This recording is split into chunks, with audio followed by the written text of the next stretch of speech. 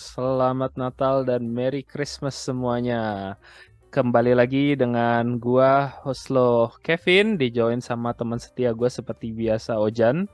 Dan Halo. kita hari ini lagi ada acara baru nih, yaitu Watchlist.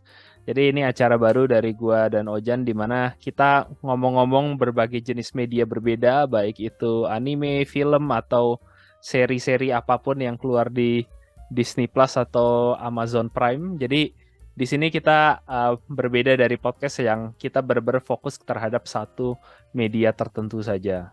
Ya, jadi ini sesuatu yang kita coba baru dan untuk episode perdana ini, gua sengaja karena ini keluarnya untuk di musim Natal, gua memilih juga film yang tentu temanya Christmas ya. Dan gue makanya memilih yaitu sekarang adalah Tokyo Godfather dari Satoshi Kon. Jadi ini salah satu film Christmas anime yang agak cukup unik karena memang biasanya Jepang itu nggak terlalu banyak merayakan apa Natal ya karena memang bukan negara mayoritas. Jadi Tokyo Godfather sih agak unik di situ karena temanya memang Natal gitu. Ya, jadi sinopsisnya sih kalau buat secara singkat ini filmnya cerita tentang tiga orang gelandangan di Tokyo karena seperti sebut namanya yang tiba-tiba di malam Natal ketika mereka lagi di luar nggak sengaja nemu anak yang dibuang di sampah gitu dan ceritanya itu ngikutin dari ketiga gelandangan ini mencoba mencari orang tua asli dari anak dibuang ini dan ya juga mengeksplor arc dari masing-masing tiga karakternya ini. Jadi ada tiga karakternya itu mereka ada Gin seorang bapak-bapak tua yang pejudi jadi gelandangan, ada Miyuki yang remaja anak kecil yang lari dari rumah sama ada Hana yang ya banci transgender tua yang udah nggak Okama. bisa ya Okama gitu yang sudah karena terlalu tua nggak bisa di drag bar lagi akhirnya dia jatuh ke jalan. Ya jadi ini sih yang nanti hari ini gua dan Ojan akan ngebahas dan kesan awalnya nanti mungkin gua tanya ke Ojan ya. Tapi sedikit ini behind the scene saja. Jadi ini salah satu film dari direktur anime yang cukup gua tinggiin yaitu adalah Satoshi Kon. Tapi jujur ini karya dia yang mungkin agak lebih kurang dikenal ya karena Satoshi Kon lebih dikenal dengan seri yaitu kayak Paprika, Millennium Actress atau Perfect Blue. Jadi Tokyo Godfather ini lebih kayak side project sih emang yang dia bikin setelah dia selesai Millennium Actress tapi sebelum dia ngegarap Paprika gitu.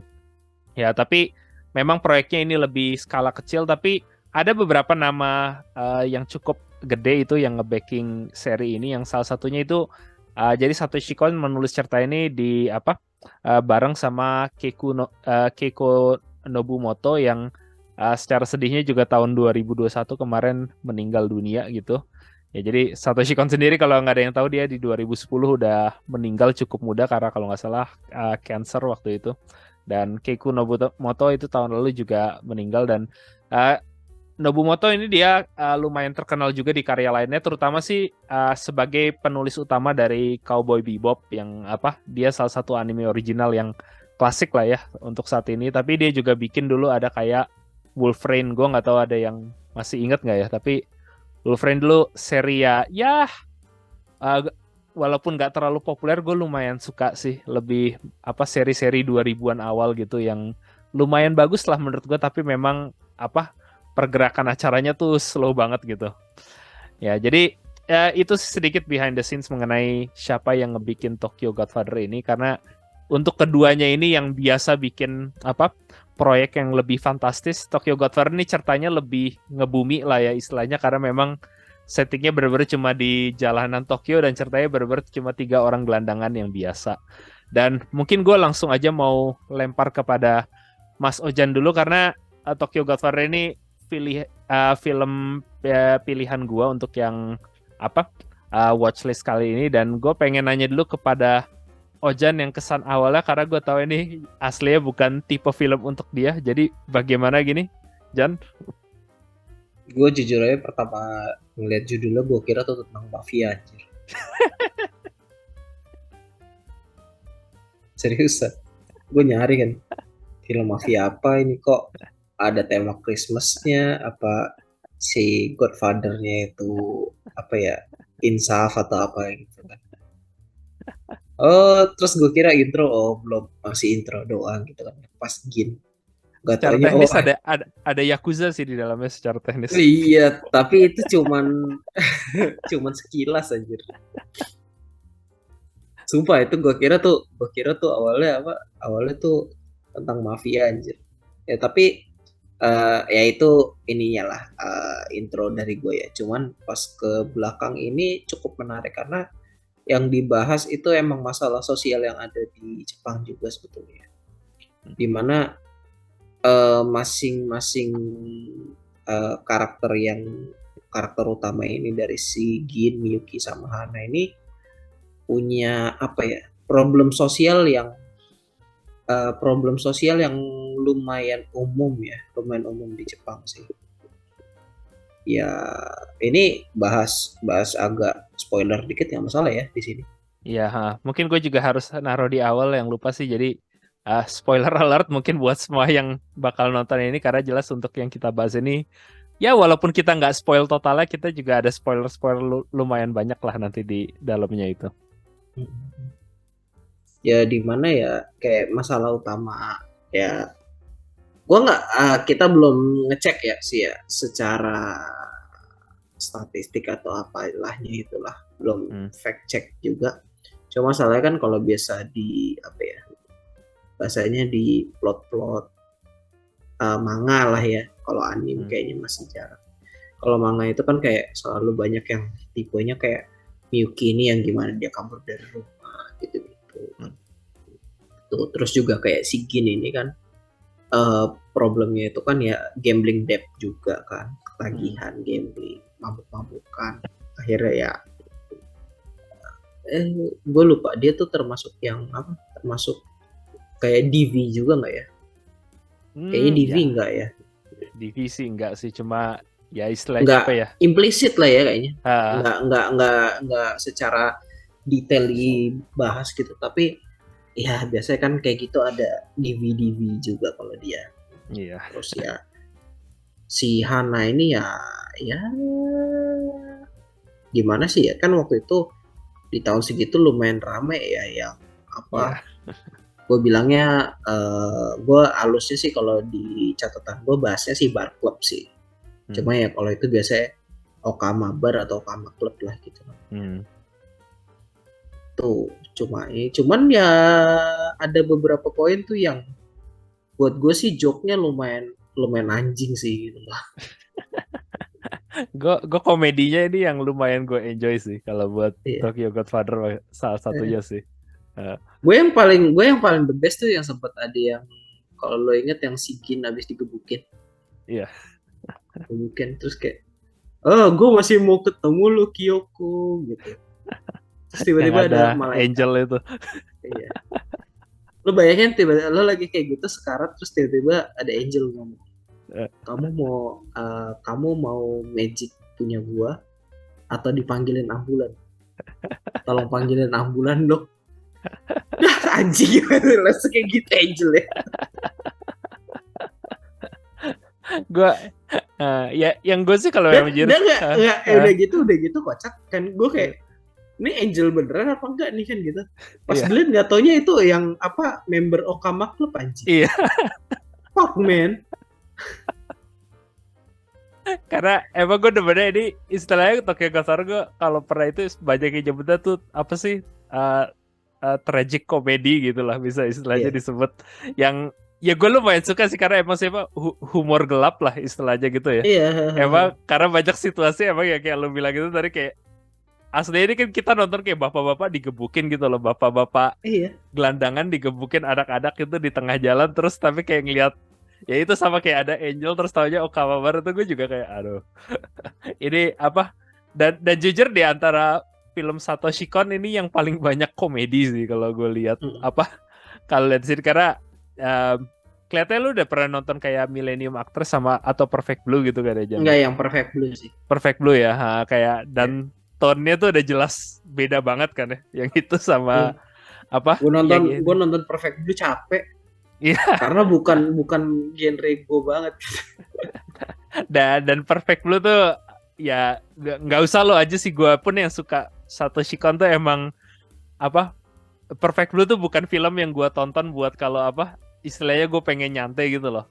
Sementara kalau Tokyo Godfather tuh gue sih jujur agak mirip kayak Warkop tua gitu loh, agak setengah kayak Warkop apa, Warkop DKI Jakarta yang lama gitu loh. Coba ya setnya kayak karena emang istilahnya cuma 3 karakter konyol, tapi gue senengnya sih kayak emang ya ada isu sosial yang lo bilang tadi gitu juga sih.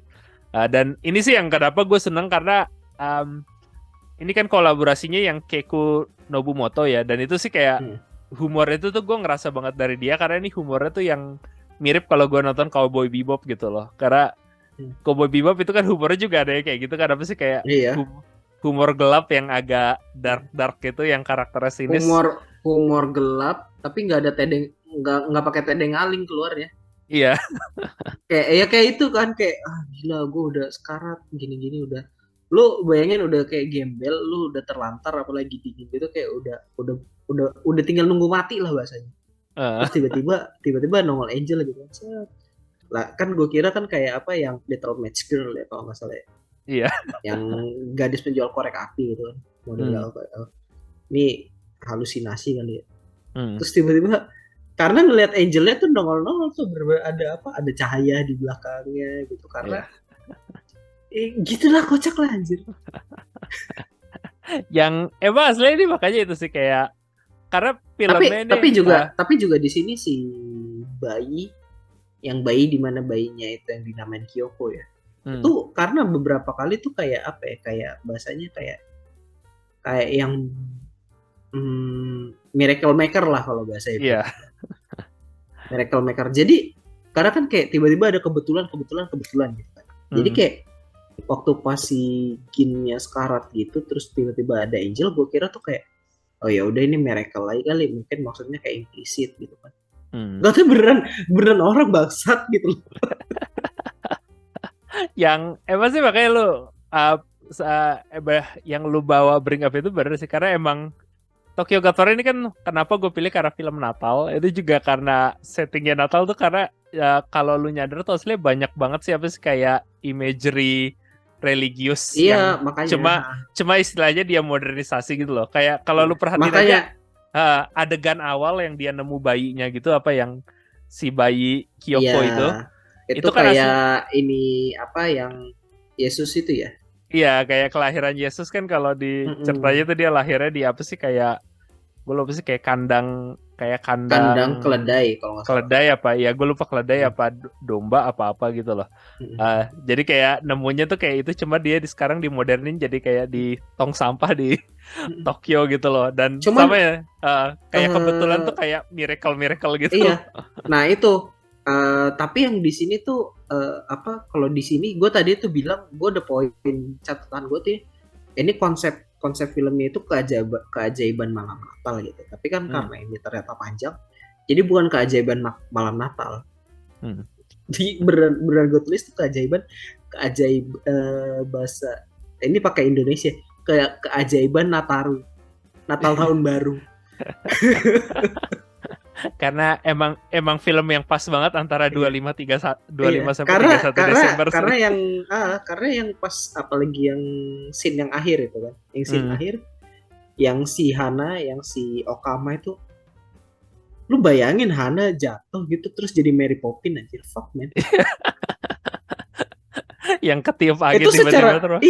Iya, itu secara yang jatuh terus megang itu kan. Megang banner. Itu kalau ketiup angin terus dia pelan-pelan gitu jatuh. Itu yang logika gue nonton itu, selain tadi kayak mikir keajaiban Nataru tadi, gue pikir itu kan walaupun banner nyangkut di kabel listrik kan nyetrum bangsat. Ya gue pikir tadi malah gitu aja. Ya, nah emang lu benar itu sih kayak, dan mungkin sih gue pengen ngebahas langsung ke 3 karakter utamanya jadi sebetulnya kalau misalnya dibahas ini, gue ada 2 lagi sih yang gue bahas ya, maksudnya yang satu itu si apa, jadi banyak punchline yang nggak diduga gitu sih. Yang kayak sempet ada yang tadi yang masalah si Gin digebukin itu kan karena ketemu kakek homeless itu ya. Itu punchline-nya tuh bener-bener di ujung banget gitu kan. Heeh. Kayak yang Yang titipan si kakek itu apa itu baru dijelasin tuh baru di belakang banget gitu. dan lo gue senengnya adegan itu karena sebelum punchline-nya datang, lu tuh merasa kasihan buat Gin gitu loh. Lu kayak Iya, kok ini film jadi rasanya tragis banget buat nih karakter. Tapi tuh adegan iya, itu tuh bener-bener gue kayak aduh ini muternya cuma buat ini doang tuh kayak iya. aduh yang Itu, bener-bener nah, tapi ya itu sama satu lagi sebetulnya ini gue ada apa ya? Hmm, karena kalau di pala gue tuh Satoshi Kon tuh ada hal-hal creepy di film-filmnya. Kayak si Perfect Blue ada, ya lo ngeliat kembaran lo sendiri lah gitu kan hmm, bahasanya. Terus juga kayak Paprika yang legend jadi meme, yang hmm, ada potongan pendek lo yang cewek sama cowok tangannya bisa masuk begitu. Itu kalau nggak salah kan Paprika ya. Nah, iya. itu pasti ada satu scene yang gimana agak-agak creepy gitu. Nah, ini yang gue ngerasa agak creepy itu yang udah menjelang scene akhir si Kyoko di mana bayi yang cuma bisa nangis terus tiba-tiba bisa ngomong. I want to go home. Gue kayak anjing bangsat ngeri banget. Udah gitu mak ngomongnya dengan muka lempung gitu lagi. Gila, gila. Itu sih yang gue poin yang gue mau bahas. Hmm. Ya, dan mungkin sih gue langsung mau ngebahas mulai dari karakter utamanya dulu mungkin ya, yang Iya. tiganya. Jadi Mm. Jin, Miyuki, dan Hana. Karena menurut gue sih kalau film ini tuh utama hatinya tuh tiga karakter ini sih. Karena Iya. memang tiga film ini walaupun ceritanya tentang mereka nemuin orang tua anak ini, tapi aslinya tuh kayak mereka tuh kayak ngeproyeksiin diri mereka ke Iya. bayi dibuang ini loh. Jadi dan temanya sih terutama walaupun Natal dan itu juga tema keluarga sih yang besar di sama tiga-tiganya sama sih. ngegambarin ini sih selain mereka masa lalu sama proyeksi itu juga apa ya dibahas juga emang bukan bahasan utama tapi kayak hubungan antar antar karakter utama sih Iya, yang kayak mem si kayak si siapa si Miyuki itu sebetulnya kayak apanya Gin gitu kayak hmm. itu Ya, sempat diimplisit awal-awal gitu sih. jadi aslinya sih kayak ada paralel dari tiga itu ke bayinya sendiri sih. Karena Hmm. kalau lu perhatiin kan ceritanya sih ada bayi Koyuki ini yang dibuang di salju gitu. Terus tiga Hmm. orang ini pengen coba Kyoko. nyari. Kyoko itu dibuang di salju. Hmm. Terus tiga gelandangan ini si Gin, Miyuki, dan Hana pengen coba cari orang tuanya kan ya. Dan Iya. itu kalau lu perhatiin tuh kayak tiga-tiga tuh aslinya kayak ngelambangin bagian beda keluarganya. Karena Gin tuh ceritanya pejudi yang lari dari keluarganya kan ya. Jadi dia tuh kayak Iya. makanya di awal tuh dia kesannya tuh yang paling nggak mau nyariin orang tua anaknya dia karena dia tuh ya dulu tuh gua tuh yang kayak gitu gue yang ninggalin apa anak dan Anak istri gua. gua Hmm. dan gue main cabut aja gitu. Nah Hmm. sementara ada juga yang kebalikan itu Miyuki yang apa anak kecil yang apa eh, yang remaja bukannya dia Iya. ditinggal orang tua dia yang lari dari orang tua makanya dia juga walaupun kesannya mau ngebalikin nih anak tapi juga mix feeling karena dia sendiri pengalamannya tuh kayak ya gimana ya gue sendiri aja lari dari ortu terus sekarang gue ngembalin ke anak ke ortu yang juga kayak deadbeat gini loh main ninggalin anak Hmm. dan sama yang Hana yang terakhir yang Hana sih kayak karakter paling lucu Okama tapi juga gue Hmm. simpatetik sih karena backstory-nya ternyata dia reveal dia tuh kayak ya alasan gue juga hidup gini tuh kayak gue tuh ditinggal di panti Hmm. asuhan gitu aja gue nggak pernah tahu bapak ibu gue dan makanya dia tuh kayak merasa kasihan dia pengen nih anak ya ketemu orang tuanya gitu Hmm. loh karena dia bilang tuh kayak seumur hidup gue nggak pernah tahu ibu Hmm. gue tuh apa Tapi kalau gua gimana. nangkep, Hmm. kalau yang gua nangkep proyeksinya malah beda. Hmm. Kalau proyeksi si kalau si proyeksi si siapa? Proyeksi si Hana ya benar. Kalau gue sama gitu juga. Yang berbeda jelas ya karena dia yang paling jelas. Hmm. Tapi kalau yang si Miyuki ini proyeksinya lebih karena kayak ada yang pas di tengah-tengah sih, bukan yang tadi di awal karena di tengah-tengah kan seperti bilang kan orang tua tuh nggak bakal lupa anak Hmm. dan sebaliknya pun sama anak pun nggak bakal lupa orang tua kayak gitu. Makanya Hmm. kan waktu pas di situ tuh yang sempet pakai ada di scene tengah, Hmm. dia kan selalu kabur kabur kabur, tapi kayak pas udah di situ kayak iya iya bener juga gitu loh. Akhirnya yang dia sempat mau ngontak keluarganya, cuman akhirnya ya tetap masih ego sih jatuh sih. Iya. Tuh. Nah kalau si Jin itu kalau gue ngeliat proyeksinya lebih ke arah kondisi keluarganya, Hmm. kondisi keluarga, tapi maksudnya di mana kondisinya belum sebelum tahu Sachiko ya, Hmm.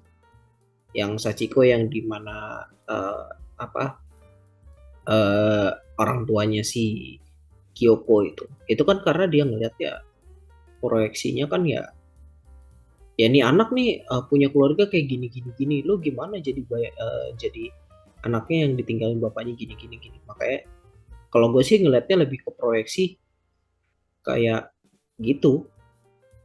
Yang asli sih sama sih menurut gue, itu yang gue jelasin sama yang lo itu sih Jan, karena gue juga setuju. Apa sih Gin kan ngeliat orang tuanya nih istilahnya pecundang gitu lah ya, main Mm-mm. ngebuang anak gitu ya.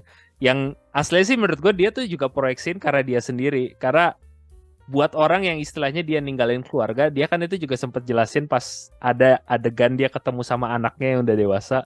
Bahwa dia Ya, bilang, gue mikir tuh kalian lebih baik kalau gue kalau gue nggak bareng kalian gitu loh. Dan iya, alasan dia nggak mau ngebantu tuh juga yang gue maksud itu tuh kayak walaupun kesannya di awal, karena di film tuh kan kita tuh backstory dari tiga karakter tuh juga dijelasinnya pelan-pelan kan ya. Jadi kalau di awal iya, lu kesannya tuh Gin cuma gue, ya iyalah gue udah miskin gak mau makan, gue ngapain bantu. Tapi aslinya dia tuh juga iya. kayak itu proyeksin kalau orang tuanya tuh juga setipe kayak gue, buat apa kita ngembalin nih anak gitu loh, buat apa Hmm. kita balikin ke mereka yang sama kayak gue pecundang, adanya tuh malah makin siksa anaknya gitu loh, yang Mhm. Gin ngejelasin itu. Dan makanya tapi dia ngelihatnya dari kayak si Hana kan malah yang ngejelasin, tetap gue sebagai anak yang ditinggal tuh gue tetap pengen tahu kenapa kok lo ninggalin gue. Dan ya itu sih kayak ketiganya tuh berkembangnya tuh kayak gitu. Jadi dilihat dari sisi bapaknya yang ninggalin anak, dari anak yang lari ke dari ke orang tua, sama dari dari anak yang ditinggal gitu loh. Jadi tiga-tiganya sih aslinya juga intinya sih mereka kayak ngadepin pandangan awal sih yang sampai ke konklusi yang lo tadi bilang.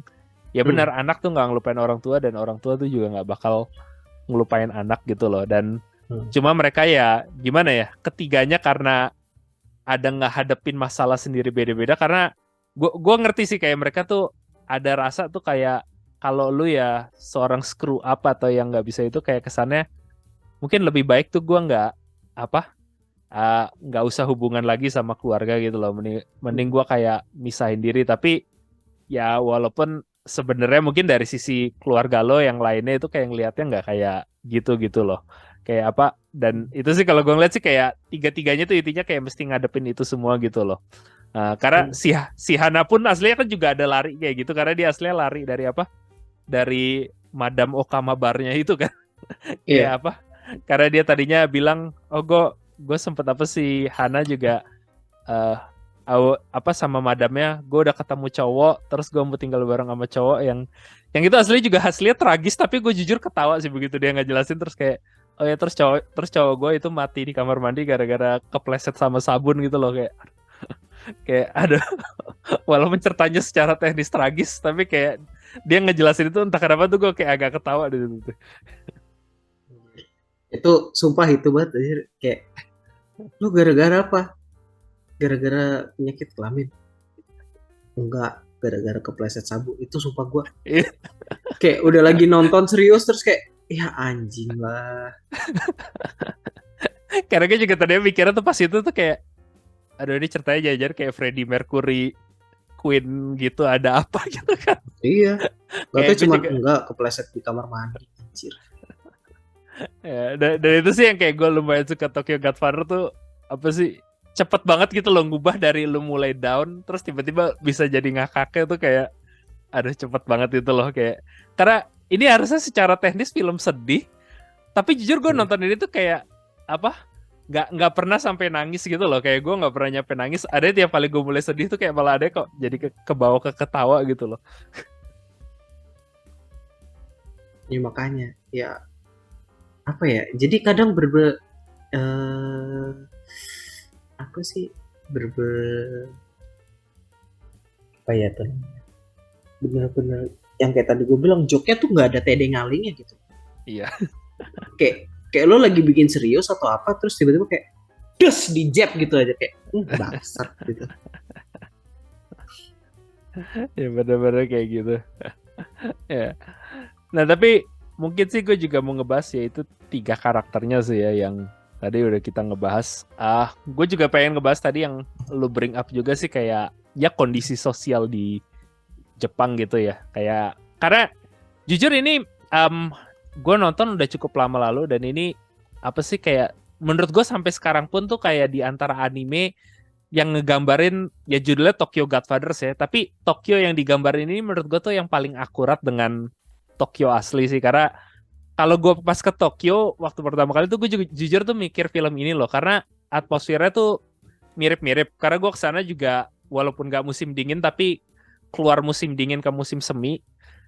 Tokyo tuh rasa kayak gitu karena banyak gedung-gedung tinggi tapi gang-gang sempit, dan walaupun itu terang tetap aja tuh kayak rasanya tuh ada yang bagian gelap di mana walaupun harusnya negara kaya tapi ada orang-orang kebuang yang kayak itunya si Gin, Miyuki sama Ya, Hana, karena istilahnya kan negara kaya tapi mereka istilahnya kalangan terbuang gitu loh di kalangan itu. iya. Dan ini sih gue menarik karena uh, Temanya ngena uh, sih. temanya ngena banget sih, karena emang gue pernah nonton dokumenter yang ada mereka sebut namanya Johatsu, yang bener-bener ini nyampe di polisi di Jepang tuh ada divisi sendiri gitu loh. Gue pernah nonton dokumenternya, lumayan menarik. Jadi orang Jepang yang sengaja menghilangkan diri sendiri mereka gitu loh. Jadi yang kejadian yang emang kayak Gin, Miyuki atau Hana yang bener-bener kayak Gin kan, gue judi banyak utang terus gue mau lari dari keluarga. Itu beneran bisa terjadi, dan sama kayak Miyuki gitu. Dan salah satu alasan itu terjadi kayak gue menarik sih karena emang di Jepang tuh taunya ada namanya apa, undang-undang privasi yang cukup ketat, dimana kalau misalnya katakan, kalau buat Miyuki sih nggak berlaku yang anak bawah umur, tapi katakan kayak Gin gitu yang apa, misalnya gue udah tua udah dewasa dan gue mutus menghilangkan diri dari keluarga, kalaupun keluarga lapor polisi dan polisinya nemu tuh orang, secara hukum polisi tuh nggak boleh ngasih tahu lokasi orang itu loh. Jadi karena itu privasi dari masing-masing individu. Jadi polisi cuma boleh ngasih tahu nih orangnya hidup apa enggak. Iya. Dan itu makanya kayak Johatsu ini menarik karena salah satu yang di dokumenter itu beneran ada kayak kasus gitu, kayak ada nenek-nenek yang udah cukup tua dan dia bilang suaminya tuh menghilang gitu loh, udah kayak 2 tahun. Dan ada polisi yang private eye akhirnya itu, kayak bukan polisi apa sih, kayak detektif swasta Ya, yang detektif swasta jatuhnya ya, bener. dan dia nemu lokasi si suaminya ini, dia hidup di jalanan sebagai gelandangan gitu loh karena depresi. Tapi dia cuma bisa bilang ke kliennya, saya tahu lokasi dia tapi saya nggak bisa ngasih tahu kamu di mana karena si bapak ini minta jangan dikasih tahu. Dan ya bener-bener kasusnya tuh kayak gitu. Jadi ya emang menarik sih, jadi kayak orang-orang yang di Jepang yang menghilang dari keluarga tuh bener-bener suatu kejadian yang aneh tapi bener terjadi di sana gitu loh. Hmm. Hmm. Sama kalau buat gue sih, kalau yang gue yang lumayan ngena di gue tuh yang waktu pasin yang tadi si Gin abis nolong kakek-kakek. Hmm. Karena kan itu lu lihat sendiri kan, kayak eh nggak cuman nggak cuman waktu pas itu sih, cuman maksudnya secara beberapa kali di film dijelasin ya, maksudnya oke lah mereka homeless gitu kan, mereka yang kayak gembel gitu kan, cuman yang bisa dibilang ya mereka juga orang gitu loh. Nggak bisa kita juga semena-mena gitu lo. Gue itu sumpah itu yang paling ngena ya waktu pas itu, karena si Gin digebukin terus yang si kakek-kakek, lu bayangin lu udah jadi mayat gitu loh, saya udah jadi mayat lu masih digebukin juga gitu, cuma oh ya ayo bangun, kayak lu ngapain tidur gitu loh, kayak anjing itu udah mayat anjir, kayak kita yang nonton kayak gitu jadi kayak ya maksudnya sih jadi kayak pembelajaran juga sih, apa ya, kita ngeliat mereka mungkin ya rendah lah, mungkin kalau kayak di sini kan mungkin ada yang kayak pemulung atau apalah gitu. Cuman ya gimana pun juga kita harus ingat mereka juga manusia lah. Itu jadi yang malah jadi kayak reminder gue sih. Iya, emang apa sih istilahnya ini kan buat kalangan terbuang gitu loh, ceritainnya gitu ya. Kayak mereka yang ya lu tuh jangan ngejudge juga loh buat karena masing-masing sih ya contohnya sih kayak tetap kayak si Gin tuh dia ada bikin kesalahan gitu ya kayak tentu tapi kayak intinya tuh sampai mereka harus di apa istilahnya dibuang dari masyarakat total gitu loh kayak agak kasihan. Semua uh, semua punya backgroundnya lah pasti. uh, uh, yang backgroundnya tuh ya ada simpati gitu loh yang terutama sih ini kayak karena gue pas gue ke Jepang ya gue pernah ngobrol waktu itu gue ada kayak tour guide-nya orang Indo yang tapi dia udah di Jepang lama gitu loh ya kayak karena gue ngobrol kayak gini sama dia dan apa sih dia pun tuh kayak ngejelasin eh ya gimana ya karena apa sih masyarakat Jepang tuh istilahnya tuh konformitas tuh kayak kuat banget gitu loh intinya lu tuh mesti seragam gitu loh ikut masyarakat harus kayak apa ekspektasi lo kalau laki-laki Iya, tuh gimana kalau perempuan tuh gimana dan kalau lu bikin kesalahan tuh kayak malu yang muncul dari itu tuh kayak kesannya tuh tinggi banget jadi itu tuh yang ngebikin kenapa ya di satu sisi emang Gin istilahnya ya parah juga sih dia kan kayak apa ngejudiin apa duit keluarganya terus kayak utangnya tuh jadi iya, jatuh ditimpa ke istri anak gitu loh iya. tapi kayak ditanya kayak alasan kenapa orang tuh pada melarikan diri tuh kayak mereka tuh di sana tuh kalau kalau udah namanya membawa malu tuh kayak kesannya tuh lebih baik tuh dia nggak ada gitu loh kesannya di pandangan masyarakat tuh buat orang-orang kayak gitu yang makanya kenapa mereka lebih mending untuk melarikan diri atau nggak perlu dilihat lagi dari keluarga gitu loh yang ya gue juga kayak kadang lihat oh ini ada ya sisi jeleknya dari ya gue nggak tahu sih di budaya kita juga ada gitu sih cuma walaupun Pasti nggak ada. se ekstrim itu kayak ya ini pelajaran juga sih kayak ya lu tuh jangan ngejudge orang tuh terlalu harsh lah kalau kayak di gini karena siapapun tuh pasti bisa bikin kesalahan ya mungkin lu kesalahannya satu besar satu kecil tapi kayak belum tentu orang jatuh ke situasi itu tuh nggak perlu simpati gitu ya. Makanya ya, hmm, gue nggak bisa bilang itu pilihan mereka ya. Hmm. Cuma ya diharapkan ya ingat juga lah, mereka juga manusia punya perasaan. Jadi ya terlepas apa kesalahan mereka ya kita nggak bisa semena-mena juga lah. Hmm. Hmm. Capek anjing nontonnya. Pasti ngedumel gue. Karena ini film yang jujur tapi di antara film Satoshi Kon ini yang gue paling ringan sih Jan. Kalau apa menurut gue ya dibandingin lu nonton Perfect Blue gitu ya. Karena kalau Perfect Blue nah itu tuh bener-bener gue yang nonton tuh kayak oh my god. Selesai ini tuh kayak selesai tuh gue cuma pengen tiduran terus kayak nggak nonton nggak apa-apa gitu loh. Kalau Tokyo Godfather tuh kayak gue jujur masih kadang kalau Natal lagi bosen tuh gue kayak masih mau nonton berapa kali ulang lagi. Karena menurut gue sih kayak masih feel good story sih karena intinya kayak tiga Iya. orang yang ngebantu nih anak nemu orang tua mereka gitu kan ya kayak apa tiga tiga orang ini pengen apa eh, membuktikan kayak mereka tuh bukan orang yang nggak berguna gitu loh masih ada fungsi gitu loh yang apa yang ya bener sih ceritanya kan ini anak dibuang dan mereka tuh nggak pengen nih anak tuh jatuh kayak mereka yang bener-bener rasanya dibuang masyarakat paling nggak dibalikin ke orang tuanya yang supaya apa supaya ini anak kesempatannya lebih baik dari mereka gitu loh. Oh, sama satu lagi yang gue kesel. Hmm. Endingnya anjir gantung banget. Set. Yang buat Miyuki ya. Iya bangsat. Kayak maksudnya gini loh kayak oh ya udah Hana tuh konklusinya udah jelas. Gitu Hmm. konklusinya udah jelas. Miyuki tuh nggak ada konklusinya gitu. Kalau gue sih Men. ya gimana ya? Kalau kalau pas pertama nonton sih gue yakin reaksi mungkin gitu sih. Cuma gue sih kenapa malah enjoy endingnya Miyuki gini karena kalau gue ngeliat gitu ya kayak intinya Gin sama Hana itu kan lebih dari sisi yang orang tua gitu ya. Kayak mereka Iya. yang sisinya ya ini penyesalan gue di masa lalu dan arc mereka tuh apa? Arc mereka tuh lebih kayak bagaimana gue bisa membalas budi kesalahan gue di masa lalu atau apa ya? Gimana gue bisa ngebantu memberi masa depan ke anak ini. Dan Miyuki tuh kayak gue ngeliatnya tuh lebih kayak apa, mereka tuh belajar dari Gin sama Hana gitu loh, kayak maksudnya Gin tuh kayak, dan Gin dan Hana tuh kayak maksudnya lu tuh jangan ngikutin jangan ngikutin kita berdua gitu loh, kayak apa, jadi kita berdua nih udah, kenapa kita di sini tuh gara-gara kita tuh walaupun ada banyak disalahin juga, kita tuh juga masalahnya nih, yang salah kita tuh kita main lari aja, main cabut aja gitu loh. Kita kayak si Gin tuh walaupun dia judi tapi dia nggak pernah coba sama sekali minta maaf ke anak istrinya, yang padahal begitu ketemu anak sama istrinya kan malah anaknya Ya, bilang anaknya bilang dari zaman dia kecil dia sama ibunya tuh udah nyariin si Gin. ya, Sampai nyariin ke apa? Sampai nyariin mayatnya.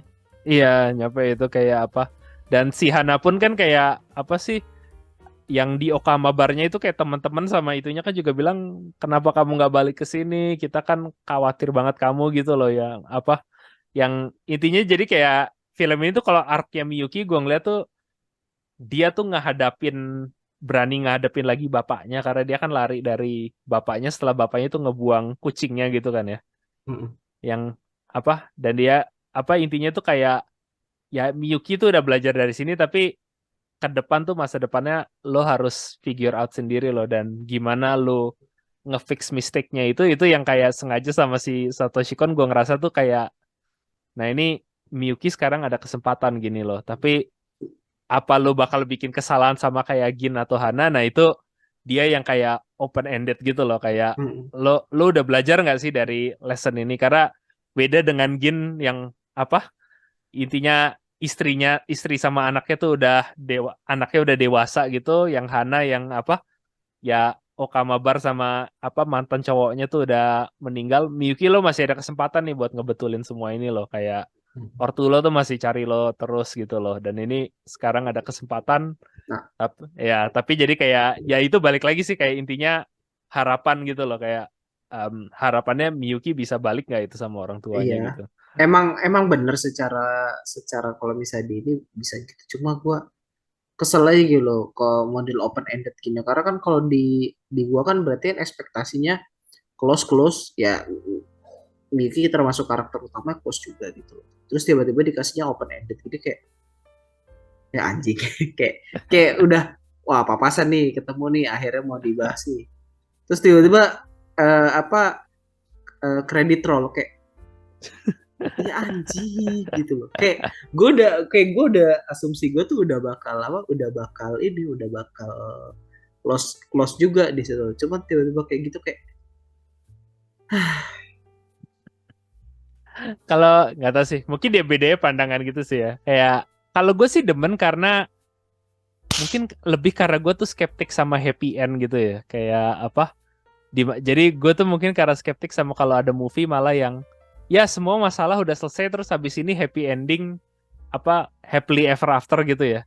Kayak kalau gue sih lebih senengnya karena gimana ya, kayak sebagai seorang yang ada pengalaman dengan relationship yang mirip kayak gini, itu kayak ya itu tuh satu satu satu permintaan maaf atau satu konfrontasi aja tuh kayak nggak bakal nyelesain semua masalah gitu loh, yang ini tuh perlu progres yang berjalannya lama gitu loh, yang menurut gue sih jadi kayak si Kon tuh, karena satu si Kon tuh kayak filmnya tuh masih semi realistik gitu kan ya, jadinya di situ ya dia tuh kayak apa pengen nunjukin ya ini masih ada perjuangan gitu loh buat Miyuki, tapi gue nggak bakal cover di film ini karena kesannya kalau kayak gitu terlalu muluk gitu loh, filmnya terlalu happy end ya, ya. ya. Ya tapi anyway ya itu kelihatannya kita juga sudah hampir ngehit mark untuk waktunya yang watchlist ini. Mungkin dari lo sebelum kita tutup ini apa ada tambahan, Jan? Ya, ini sih termasuk film yang menarik karena lumayan secara secara drama ya drama. Gue kadang sebetulnya nggak sukanya selain drama itu kan alurnya kan kebaca banget ya kalau di gue. Cuman untuk yang ini ya kebaca cuma nggak kebaca full lah gitu. Nah itu termasuk menarik. Terus juga ya secara komedinya juga dapet gitu. Dan juga ya secara ya kayak tadi ya saya buat pembelajarannya juga dapat sih, jadi ini termasuk film ya yang bisa direkomend. Tuh, Ya. itu aja sih dari gua. Kalau gue sih selalu saranin kalau lu pengen nonton filmnya Satoshi Kon, mulainya mungkin dari yang ini karena yang lain jujur bakal jauh lebih bikin lo mikir dan mumet. Ya, ini yang paling gampang sih kalau buat gue ditonton di antara film Satoshi Kon. Iya. Ya tapi mungkin sampai sini dulu untuk pembicaraan watchlist kita yang kali ini. Kalau lo suka sama konten atau format baru yang ini dari kita, mungkin bisa seperti biasa mungkin bisa beri like atau subscribe di bagian bawah, atau mungkin kalau lo ada masukan bisa kasih komen di bawah untuk bagaimana kita improve, karena ini memang sesuatu baru yang lagi kita coba, yang ke depan sih kita harap seiring podcast ini bisa ada ini yang khusus kita ngebahas ya media-media tertentu gitulah, yang baik itu movie, anime atau yang lain-lain ya, atau mungkin lo kalau ada rekomendasi juga kayak apa anime atau film atau seri apa yang bisa kita cover untuk di sini yang mungkin bisa di drop, yang nanti ya kalau ada waktunya ya. Kalau seri sih lihat waktu gua sama Ojan sih bisa nontonnya sempet apa enggak. Oke. Oke, baik kalau begitu thank you lagi kepada semua yang menonton dan sampai ketemu lagi next time. Bye bye.